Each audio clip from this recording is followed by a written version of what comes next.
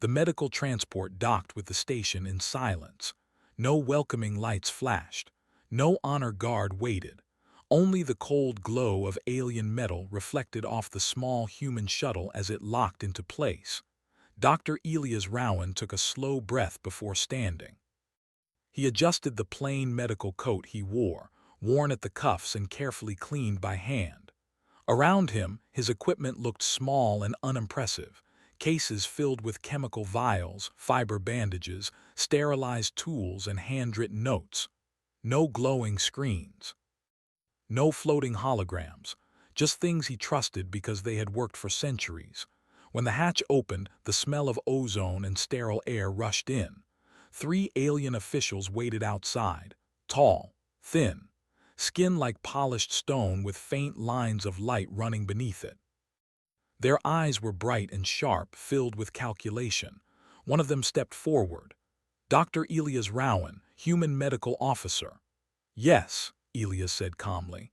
The alien looked him over slowly from his boots to his hands, then paused on the small medical bag at his side.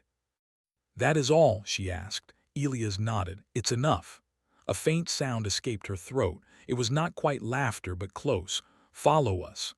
They led him through wide corridors filled with moving lights and soft hums. Machines floated through the air, adjusting temperature, pressure, and atmosphere without any visible control. Walls displayed streams of data that shifted constantly. The station was massive, built to house the brightest scientific minds of the Virelian Union. Elias walked quietly, observing everything. He noticed how the aliens moved, precise, efficient, never wasting motion. He also noticed something else. Many of them walked slowly. Some paused to rest. A few leaned against walls when they thought no one was watching. They entered a large chamber. At its center floated a circular platform surrounded by medical drones. Inside transparent stasis fields lay several alien patients. Tubes of light connected their bodies to machines that hummed softly. A female Virelian stepped forward. Her presence was commanding. The lines beneath her skin glowed brighter than the others. I am Valera, she said, chief medical overseer of this station. Elias met her gaze. Dr. Elias Rowan, Earth Medical Corps. Her eyes flicked again to his bag. Human medicine relies on chemicals, correct? Crude compounds derived from plants and minerals. Among other things, Elias replied. Valera turned to the assembled staff. Humans healed themselves before they understood biology. They survived through trial, error, and luck. Some of the aliens made the same almost laughing sound. Our science, Valera continued, is beyond that. We rewrite cells, we command nanites, we instruct the body how to heal. She looked back at Elias.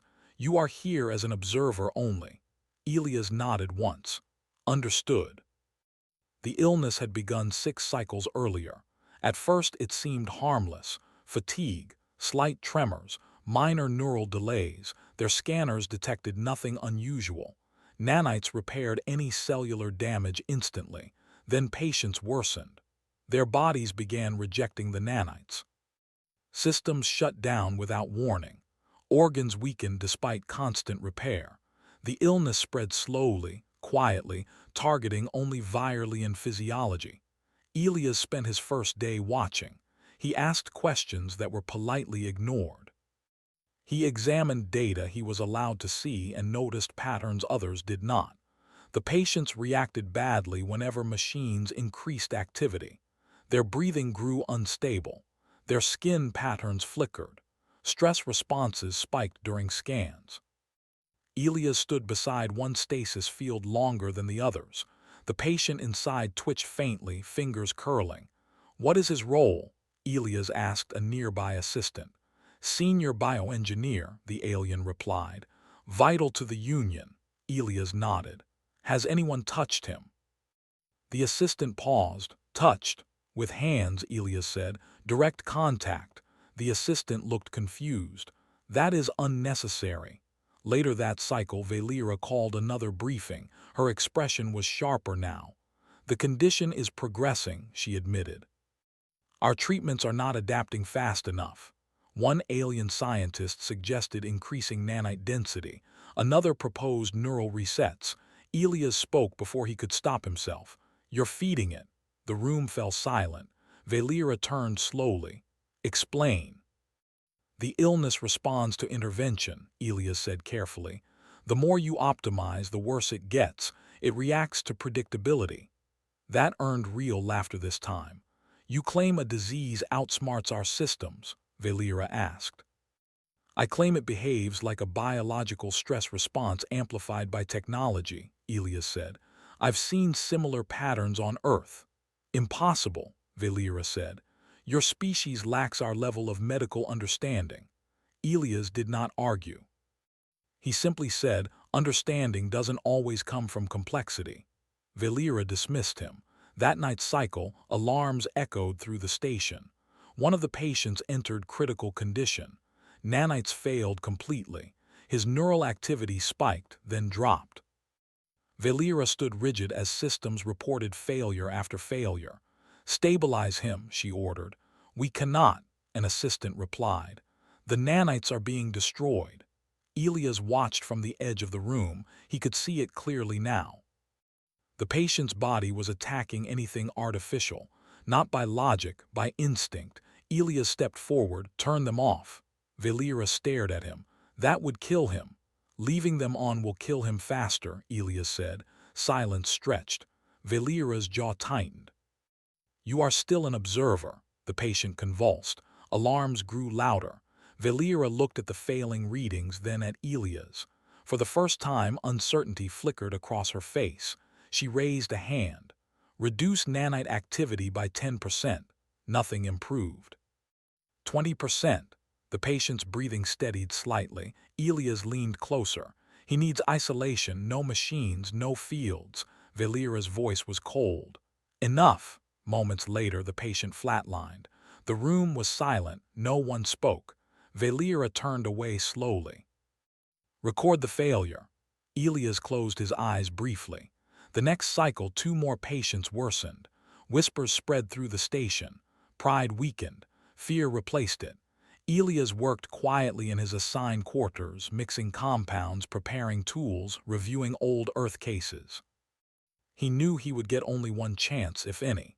Valera arrived without announcement. "You believe you can succeed where we cannot," she said. "I believe I can try something different," Elias replied. She studied him for a long moment. "You understand that failure will confirm every doubt we have about your species." Elias met her gaze. "And success will change how you see medicine." Valera exhaled slowly. "One patient, under full supervision." Elias nodded. They brought the patient to an isolated chamber. Machines were powered down. Lights dimmed. No drones hovered nearby. Alien scientists watched from behind transparent barriers, tense and doubtful. Elias washed his hands carefully. Then he touched the patient's skin. A ripple of shock moved through the observers. Elias spoke softly, more to himself than anyone else. He checked pulse manually, breathing, muscle tension. He administered a carefully measured compound, then waited. Minutes passed. The patient's tremors eased, vitals stabilized. Then slowly, impossibly, improvement began. The room was silent except for Elias' calm breathing. Valera stared at the readings. "That is not possible." They stood behind the barrier, watching numbers with tense faces, waiting for the moment when the human method failed. It did not. The patient's breathing grew steady. The strange flickering lines beneath his skin calmed, becoming slow and even. Neural activity, once chaotic, settled into a stable pattern. No alarm sounded. Dr. Elias Rowan stayed close, one hand resting lightly on the patient's arm. He did not rush. He did not celebrate. He simply watched, listening to the body instead of the machines. Valera broke the silence. "Increase monitoring," she ordered. A technician hesitated. "Chief Overseer activating scanners may—" "Do it carefully," Valera said. Low-power sensors activated. The readings held steady. A ripple of disbelief moved through the observers. "He should be deteriorating," one scientist whispered. Without nanite support, cellular decay should accelerate. But it isn't, another replied, voice tight. He is healing. Valera stepped closer to the barrier. Her glowing lines dimmed slightly, a sign of deep concentration. Explain, she demanded. Elias did not look up. Your systems overwhelm the body. You solve problems before the body can respond. This illness uses that. It hides inside predictability. That is inefficient, Valera said. Life is inefficient, Elias replied. That's why it survives. Hours passed. The patient slept naturally for the first time in cycles. No artificial fields held him in place. No machines dictated his recovery. When Elias finally stepped back, exhaustion showed on his face. Valera turned to her staff. Begin analysis. Compare this patient to the others. The data told an uncomfortable story. Every patient under full technological treatment continued to decline. The one treated by human methods improved steadily. Word spread through the station faster than any official report. The next cycle, Valera convened a closed council of senior medical staff. Elias stood at the far end of the chamber, silent. Our science has not failed, one elder insisted. This is an anomaly. An anomaly that saved a life, Valera replied. Our scanners detect no known pathogen, another said. We cannot fight what we cannot see. Elias spoke carefully. Then stop fighting, support instead. Several heads turned sharply. Valera raised a hand. Let him finish. The illness behaves like a stress-triggered biological cascade, Elias continued. Your nanites and constant optimization keep triggering it. The body never gets space to adapt. You are suggesting we abandon millennia of progress, an elder said. No, Elias replied. I'm suggesting you remember biology. Silence followed. Valera finally spoke. Prepare a second patient, same conditions, minimal technology. There were protests, but they were weaker now. The second patient was younger, her condition advanced but not critical. When the machines powered down, her breathing became uneven. Fear rippled through the observers. Elias worked calmly. He adjusted airflow manually, administered compounds slowly, monitored responses with his senses instead of screens. At one point, her heart rate spiked sharply. Activate stabilizers, a scientist shouted. Elias shook his head. Wait. Seconds felt like hours. Then the spike passed. Her body corrected itself. A low murmur filled the chamber. By the end of the cycle, 2 patients were stable. The station changed after that. Conversations grew quieter. Laughter disappeared. Pride cracked. Some scientists began watching Elias instead of their screens. Others avoided him entirely. Valera called Elias to her private office.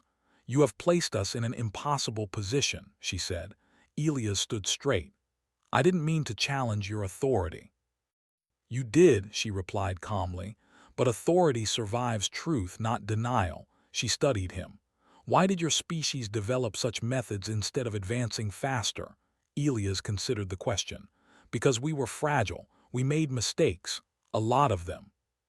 Every time we tried to control everything, something went wrong. Valera nodded slowly.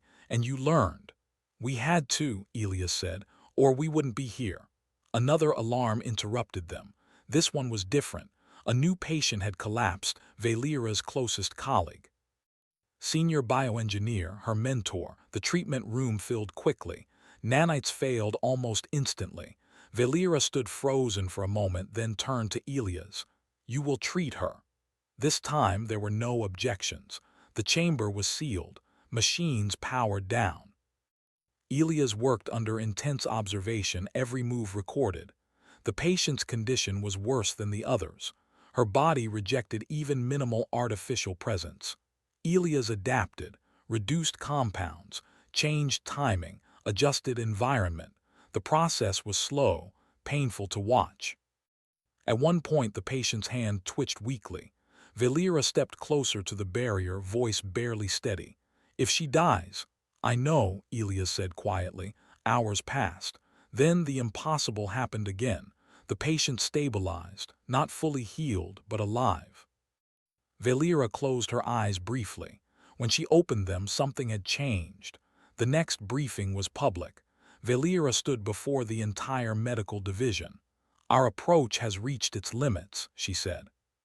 "Effective immediately, we will integrate human biological methods into treatment." Gasps echoed through the hall. "This is not surrender," she continued. "This is adaptation." Elias felt dozens of eyes turn toward him, some with respect, some with resentment. Treatment expanded carefully. Patients were isolated from machines in stages. Human methods adjusted for alien biology. Not all survived, but more lived than before. As recovery rates rose, something else happened. Alien scientists began asking questions, real ones. They watched how Elias observed posture, skin tone, micro-movements, how he listened, how he waited. "You do not force outcomes," one said. "No," Elias replied, "I guide them." Valera visited the recovered patients personally. "You were mocked," she said to Elias one cycle later, openly. "I noticed," Elias said dryly. She almost smiled. "The mockery has stopped." Across the station, a quiet truth spread. Human medicine was not primitive, it was patient. And in a universe obsessed with control, patience had saved lives.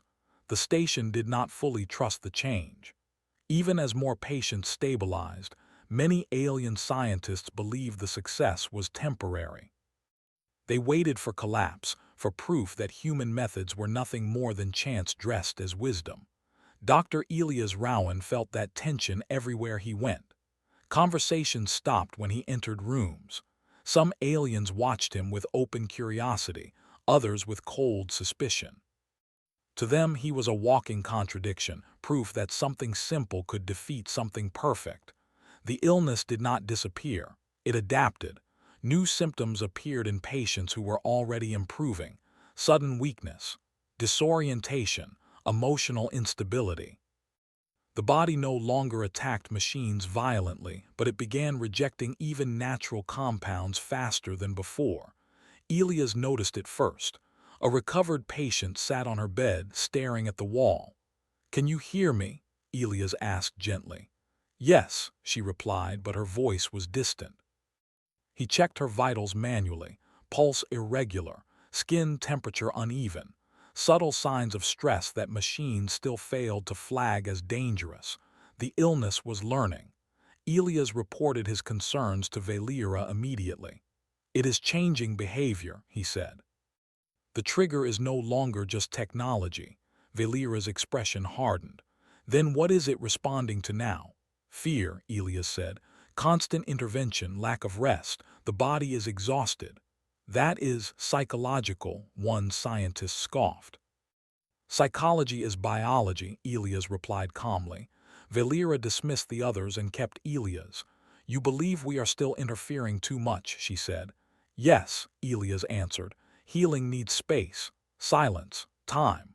"Time is dangerous," Valera said. "The Union demands results." Elias met her gaze.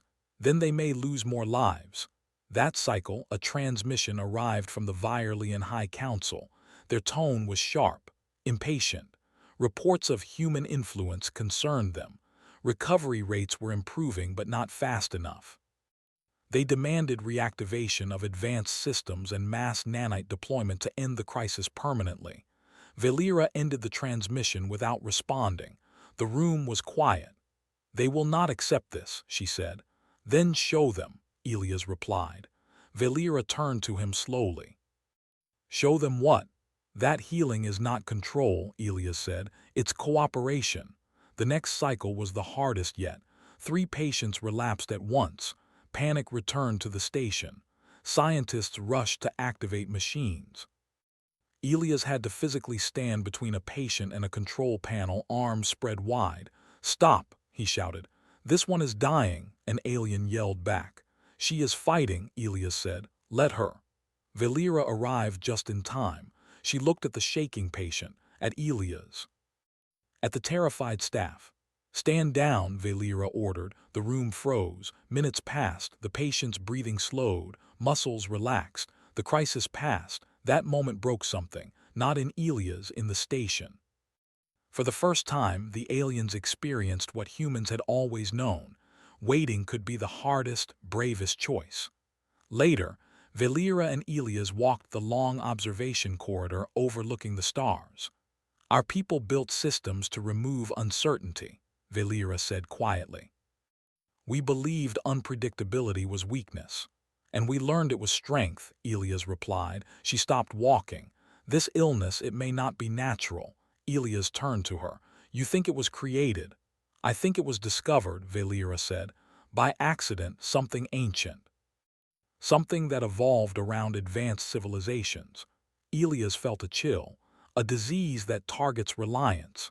Yes, Valera said, and your species survived because you never relied on one solution. The illness surged again, but this time differently.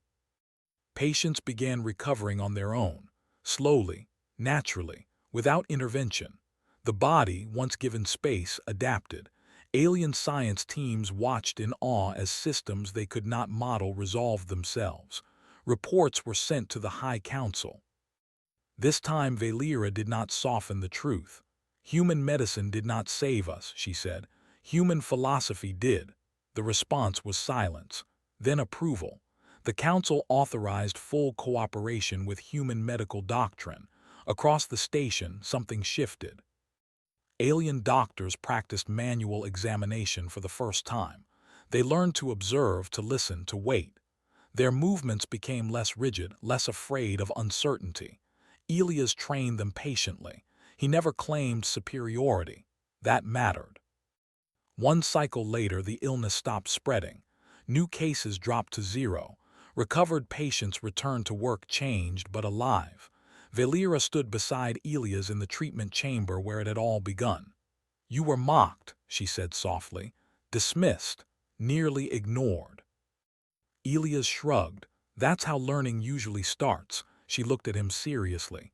You have altered the course of our civilization. Elias shook his head. You altered it yourselves. I just reminded you how. Outside the station, stars burned quietly. For the first time, the Virelian Union understood a dangerous truth. Humanity did not conquer the universe with power. It survived it by listening. And that made them far more formidable than anyone had expected. The crisis no longer screamed through alarms, but it did not fully leave the station either. It settled into something quieter, something watchful. Patients recovered, yet many reported changes. They tired easily. Loud sounds unsettled them. Bright lights caused pain. Machines that once comforted them now felt invasive. The station itself, once a symbol of safety, felt overwhelming. Dr. Elias Rowan noticed it during morning rounds. A recovered engineer flinched when a maintenance drone passed too close. Another patient asked to keep the lights dim. Several requested to stay in the low-tech recovery wing instead of returning to their advanced quarters. The body remembers, Elias explained to a group of alien doctors. Trauma doesn't vanish just because symptoms do. One of them tilted his head. Our records show full biological recovery. Records don't show fear, Elias replied. Valera listened closely. She had changed since the beginning. Her movements were slower now, more deliberate. She no longer stood apart from her staff. She stood among them. The illness is no longer spreading, she said, yet our people are not whole. Not yet, Elias agreed. Healing happens in layers. Pressure returned from the High Council soon after. They praised the station's success, but their approval came with conditions. Production schedules must resume. Research output must increase. Medical downtime must end. Valera read the message in silence. They want us to return to normal, she said finally. Elias looked around the observation room. Outside the window, stars drifted past like distant fires. Normal nearly killed you. Yes, Valera said, but power fears change. That cycle the council sent observers. They arrived with authority and confidence, surrounded by advanced systems and ceremonial precision. Their presence alone made the station tense again. Lights brightened, drones increased, data streams multiplied. Patients reacted immediately. Relapses began within hours. Elias confronted Valera as alarms echoed faintly in the distance. "They're undoing everything," he said. Valera's jaw tightened. "I know." One of the council observers, tall and radiant with authority, addressed the medical staff. "You allowed inefficiency to slow recovery," he said. "We will restore optimal systems." Elias stepped forward before Valera could speak. "You are harming them." The observer's eyes narrowed. "You are human." "Yes," Elias said, "and alive." The observer ignored him and gave the order. Machines powered up, patients screamed, not from pain but from panic. Heart rates spiked, neural activity surged. The illness flared again, not as a cascade but as sudden collapse. Valera raised her voice. "Stop!" The observer hesitated. "Chief Overseer, I said stop," she repeated. For a long moment no one moved. Then Valera did something no Virelian leader had done before. She shut the systems down herself. Darkness fell over the chamber. Silence followed. The patient stabilized almost immediately. The observer stared at her. "You defy the council." "I protect my people," Valera said. The station held its breath. Later, in a private chamber, Valera faced the council delegation. "Our civilization built itself on certainty," she said calmly. "This illness exposed the cost of that belief." "You would abandon progress," the observer demanded. "No," Valera replied. "We redefine it." She gestured to Elias. "Humans survived because they adapted emotionally, socially, biologically. Their medicine treats life as something fragile, not something to command." The observer turned to Elias. "Your species thrives on chaos." Elias shook his head. "We survive it." The council withdrew that cycle, but not quietly. Debates ignited across Virelian space. Some worlds supported the change. Others called it dangerous weakness. On the station, recovery continued, slowly, gently. Elias introduced rest cycles, quiet zones. Manual therapy adapted for alien physiology. He taught doctors how to speak to patients, not at them. How to explain uncertainty without fear. Some doctors struggled. Others flourished. One young Virelian medic stayed after every session, asking questions. "Why do you place your hand here?" she asked one cycle. "To reassure," Elias said. "Touch reminds the body it's not alone." She practiced awkwardly at first, then better. Valera watched these changes with careful pride. "You have changed more than medicine," she told Elias one evening. "You have changed how we relate to one another." Elias smiled faintly. "Healing always spreads." The illness faded completely soon after. No new cases appeared. Former patients regained strength. Some returned to work in modified environments. Others chose new paths entirely. The station itself changed. Fewer drones, softer lighting, spaces designed for rest, not efficiency alone. The High Council issued a final statement weeks later. Human medical philosophy would be integrated into union standards. Joint academies would be formed. Mixed teams would become the norm. The announcement sent shockwaves across known space. Humanity was no longer viewed as primitive. They were viewed as essential. On the last cycle before Elias' scheduled departure, Valera walked with him to the docking bay. "You were given little respect when you arrived," she said. "I noticed," Elias replied. "You leave with more than respect," she continued. "You leave with influence." Elias looked back at the station one last time. "Just make sure you don't turn that into another system." Valera gave a rare, genuine smile. As the shuttle doors closed, the station lights dimmed slightly, by design now, not accident. Out among the stars, a quiet lesson spread. Advanced science could heal bodies, but humanity had remembered how to heal life. The shuttle hummed softly as Dr. Elias Rowan prepared for departure. His small human ship, modest in size and appearance, contrasted sharply with the massive alien station behind him. Yet despite its simplicity, he felt a quiet pride. He had come to the Virelian Union as an observer, and he was leaving as a teacher, though he had never thought of himself that way. Valera walked beside him, her tall form silhouetted against the docking bay lights. The glow beneath her skin was soft, almost human in its subtlety now, reflecting not just her own energy but a sense of calm, earned through weeks of crisis and reflection. "You leave in hours," she said quietly. "And yet it feels as though you have always been part of this station." Elias gave a small nod. "I did what I could. The rest is up to your people." She turned to him, her eyes serious. "They will remember. Humanity is no longer primitive in their eyes. Not because you healed them, but because you reminded them how to listen, how to care, and how to survive without relying solely on perfection." Elias smiled faintly. "Then that's enough for me." Behind them, the recovered patients moved freely through the corridors. Some carried small tools, helping adjust equipment for others. Some walked alongside young doctors, teaching them the subtle ways human hands could guide healing. Observation decks, once silent and tense, now had spaces where patients, doctors, and even researchers sat together, sharing ideas and questions, learning not just from machines but from each other. Valera gestured toward a group of young medics practicing manual diagnostics. "They will never forget you," she said. "Even the High Council, distant as they are, will recognize the value of what you've brought." Elias followed her gaze.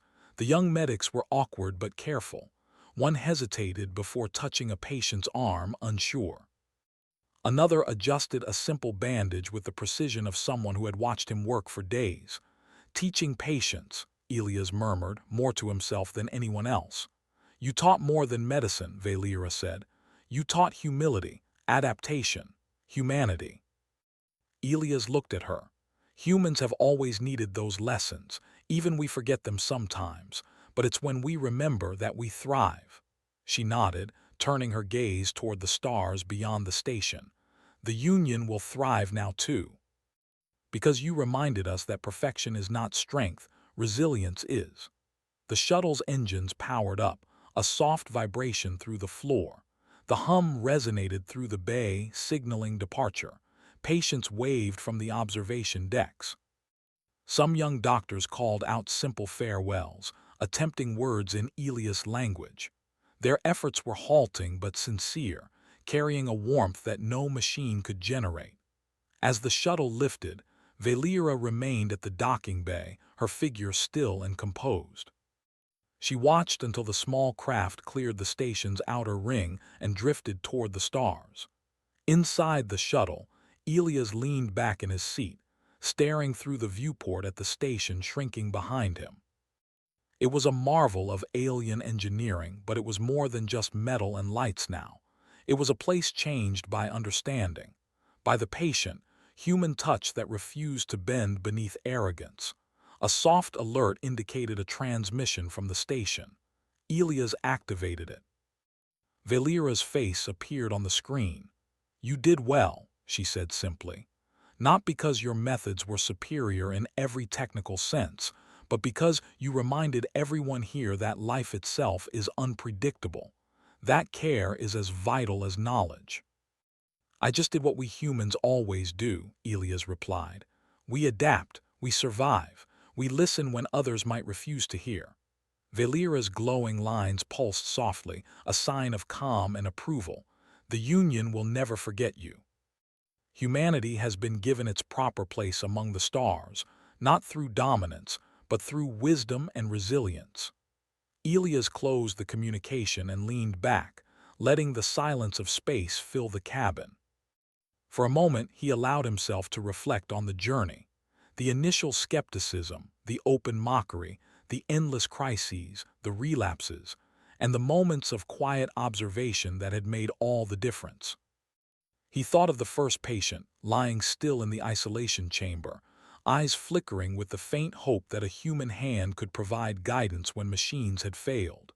He thought of Valera, once proud and rigid, now willing to adapt and learn. He thought of the station itself, no longer just a fortress of technology, but a living ecosystem of care, observation, and subtle collaboration. The shuttle passed a glowing asteroid belt, the rocks tumbling through space like frozen sparks. Elias considered the irony. The universe was unpredictable, chaotic, dangerous, and yet it was precisely that unpredictability that made humans, adaptable. It was their strength. Machines could calculate and repair, but only life itself, guided by observation, care, and patience, could survive what the universe would throw next. Hours passed. The station disappeared from view, a distant glimmer among the stars. Elias knew the Virelians would continue to learn, continue to adapt. And perhaps, across countless worlds, others would hear the story. A human healed what their science could not because the human had better machines, but because he remembered something they had forgotten. A soft ping drew his attention, another transmission. It was a recorded message sent earlier meant for long-term reference. Valera's voice filled the cabin. "Let this be a lesson," she said. "No matter how advanced we become, no matter how precise our technology, we must never forget the simplest truths. Observation matters. Patience matters. Life is not controlled by knowledge alone. It is nurtured by understanding, empathy, and humility. And sometimes, a human hand can guide what our machines cannot." Elias allowed a small, genuine smile. He had not come seeking recognition, but acknowledgement mattered. It was not vanity. It was proof that life, in all its forms, could grow stronger when pride was set aside. He turned to the controls, plotting a course back to Earth. The stars stretched endlessly ahead, a canvas of opportunity and challenge. He thought of the humans back home, the doctors who had relied on intuition, trial and error, and endless patience to survive generations of illness. He thought of how fragile yet resilient they were, and how their methods, once mocked as primitive, could now inspire an entire alien civilization. The shuttle glided smoothly into open space. Planets drifted past. Comets traced luminous arcs. The vastness of the universe pressed in from all sides, cold and indifferent. And yet, within that vastness, a small human presence carried proof of a deeper truth. Adaptability and care could defy even the most advanced logic. Elias leaned back once more. He was not just a healer. He was a witness to something extraordinary. Humanity was no longer just surviving. It was remembered. It was respected. And through patience, courage, and a refusal to rely solely on machines or pride, humans had proven their place among the stars. The shuttle passed a nebula, pink and gold clouds swirling in the distance. Elias stared at it, quiet but thoughtful. Somewhere within that beauty, he saw a reflection of what had happened on the station. Chaos tempered by patience. Fragility strengthened by care. Uncertainty transformed into survival. A final message arrived from the station, simple and brief. Elias opened it. Valera's words glowed across the screen. "Your methods will guide generations. Your philosophy will outlast machines. Humanity is not primitive. Humanity is essential." Elias Rowan exhaled, a long, steady breath. The universe stretched endlessly ahead, challenging, unpredictable, infinite. And he knew without doubt that humanity, small, fragile, persistent, would meet it head-on, guided by the lessons of observation, care, and resilience. The shuttle continued its journey, gliding through the silent stars. Elias watched the infinite expanse ahead, a quiet smile on his face. The Virelian Union would remember. Humanity would thrive. And the universe, in all its complexity, had learned something it could not calculate. That life, observed, nurtured, and respected, could overcome even what the most advanced science could not. And somewhere in the heart of distant stars, human hands had healed more than bodies. They had healed pride, they had healed understanding, and they had reminded an entire civilization that true strength comes not from control, but from patience, care, and the courage to do what is right when no machine could do it for you. Elias Rowan leaned back one last time. The stars rolled past. The galaxy stretched in every direction, and he thought quietly but firmly, humanity had arrived. Not as conquerors, not as masters of technology, but as survivors, as teachers, as beings who could heal what machines alone could not. The shuttle slipped into the darkness of space, carrying with it a human truth that no civilization could ignore. The universe was vast, but humans had found their place, and they would not be forgotten. Elias did not smile, he just kept working. For the first time since arriving, the station felt hope.